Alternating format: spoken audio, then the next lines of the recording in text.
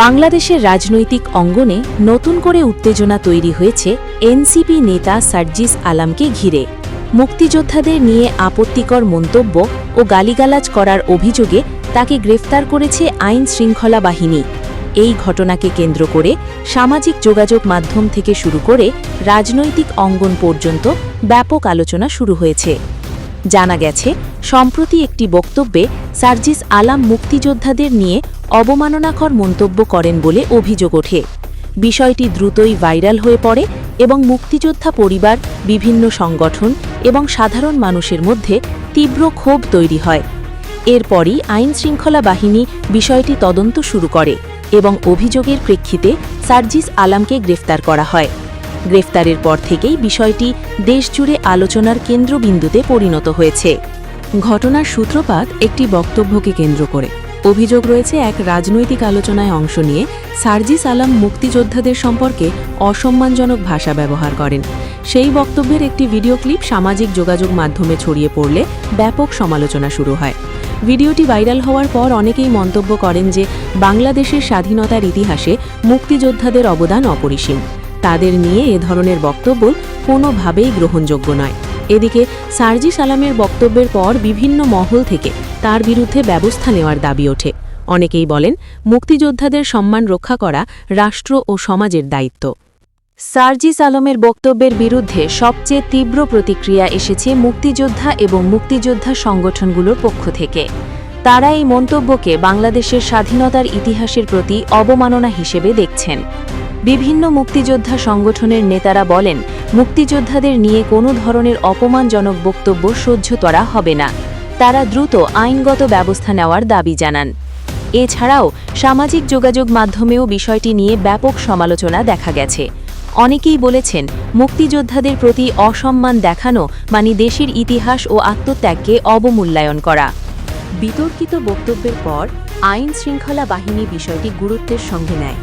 অভিযোগের ভিত্তিতে তদন্ত শুরু করা হয় এবং পরবর্তীতে সার্জিস আলমকে গ্রেফতার করা হয়। আইন শৃঙ্খলা বাহিনীর সূত্র জানায়, মুক্তিযোদ্ধাদের নিয়ে আপত্তিকর মন্তব্য করার অভিযোগে তার বিরুদ্ধে মামলা দায়ের করা হয়েছে।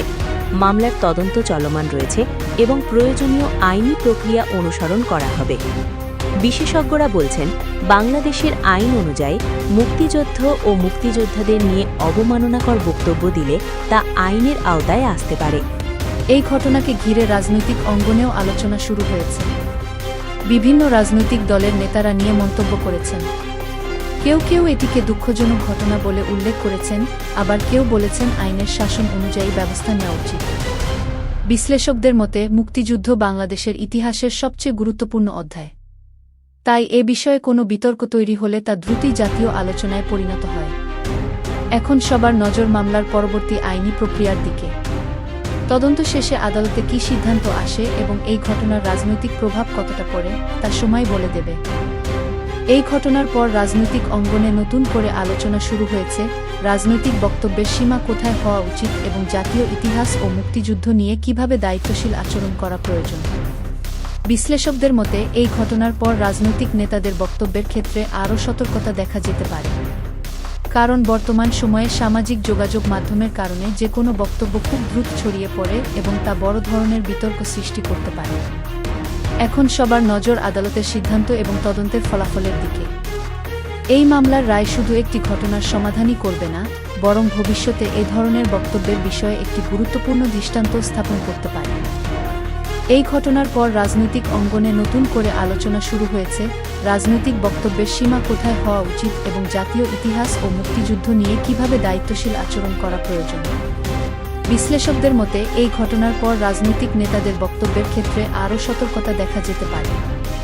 কারণ বর্তমান সময়ে সামাজিক যোগাযোগ মাধ্যমের কারণে যে কোনো বক্তব্য খুব দ্রুত ছড়িয়ে পড়ে এবং তা বড় ধরনের বিতর্ক সৃষ্টি করতে পারে।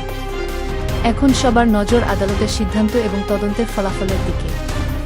এই মামলার রায় শুধু একটি ঘটনার সমাধানই করবে না, বরং ভবিষ্যতে এ ধরনের বক্তব্যের বিষয়ে একটি গুরুত্বপূর্ণ দৃষ্টান্ত স্থাপন করতে পারে।